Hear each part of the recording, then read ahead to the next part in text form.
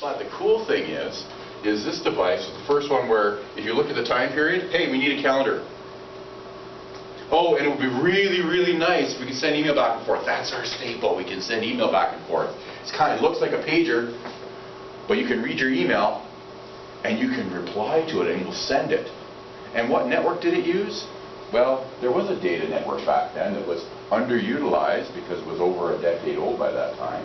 It was only used by Pepsi machines. Mobitex and Datatec, 1G. And they called it the BlackBerry. And I'll do a little bit of foreshadowing here. That's how RIM kind of sold their device. They were also $900, just like the first Newton, on a plan with Rogers in Canada. So I actually had one of these. I still have it. Here we go. This is the BlackBerry 950. It still works. Takes an AA battery. There's a lithium battery in there too, to save the stuff. Occasionally I take it to chapters with me because every chapter is at the Starbucks. And there's people waiting in line, willing to wait in line for 15 minutes because Starbucks people just don't care whether they serve you or not. Right? You don't get that impression. So if I'm standing in line, I gotta have my coffee because I wasted the time getting here. And people are down on their phones doing this. I'm gonna whip this puppy out, let it do the retro chime, and start typing away. Because of course the network, Mobitex and Datatec are no longer there. And then the other person will look back, oh my God, what is that guy doing? Right? And one cheeky fellow in a business suit right in front of me looked back one time and said, hey, can you even get a network signal with that? And I said, sure thing, sport, I'm texting your mom with it right now. Of course, Canadians are polite, so what do? They just spend the next 10 minutes in line with a very awkward expression on. You know, they don't expect old people like me with age and Unix and Linux adoption to get that weird twisted sense of humor, right? So that's where BlackBerry kind of got their edge. They decided to have email, but it was a two-way pager.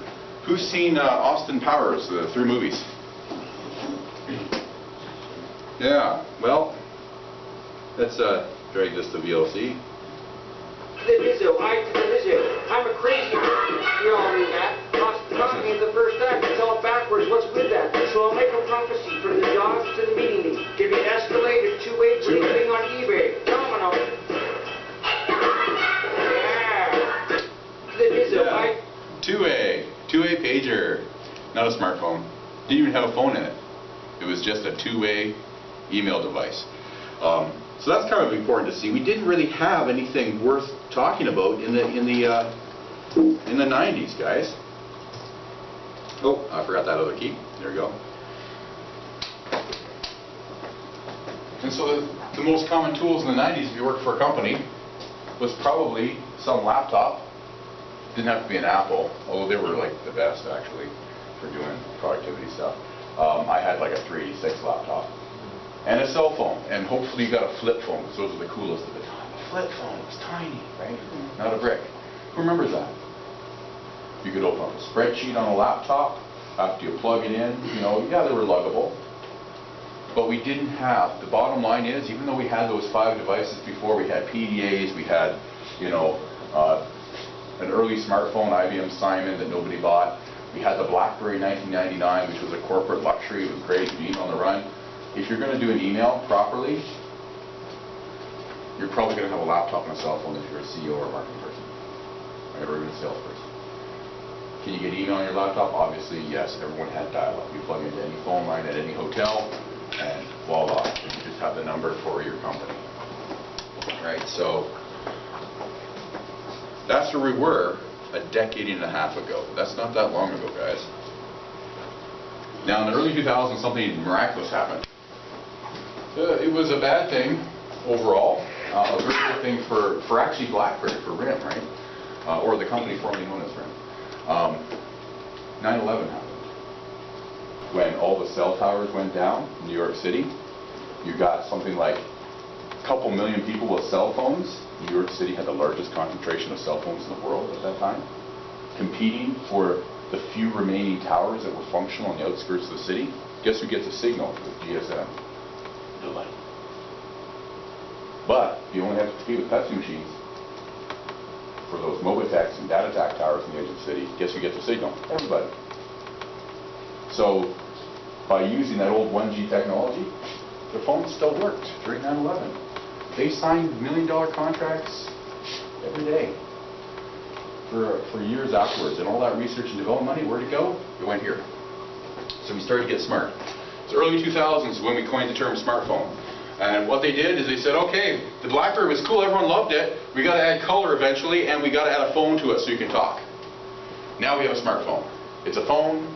There was a BlackBerry 950 that can do two-way email and calendar too, a little calendar app, and it's a phone. And we have a couple very simple apps on there. Battery lasts forever, almost indestructible. 90% of them were made in Kitchener, not too far from here. It was pretty cool. And so that's the first smartphone. And then, of course, technologies kind of came in. We started to see SMS and MMS text messaging and data plans where you browse the internet. Now, who had a BlackBerry like this a long, long time ago? Because they were the only player during the first half of that decade. Yeah, anyone have fond memories of that BlackBerry? It was a great device. I loved mine. It was revolutionary for the time. Did you have anything like this even 5 years before from our last slide? No. This was amazing. Sure, if you opened up the little browser here and tried to go to Google, Google would look good. Anything else would look terrible. You couldn't even get web pages. I mean, that technology was still leads the way to have a proper web browser on that device. It was very crippled. And the apps were nothing special. They were all built into the device, made by RIM. You know, you didn't see third-party ones very often. And if you had them, you had to install them by plugging into the PC and copy them over a serial cable.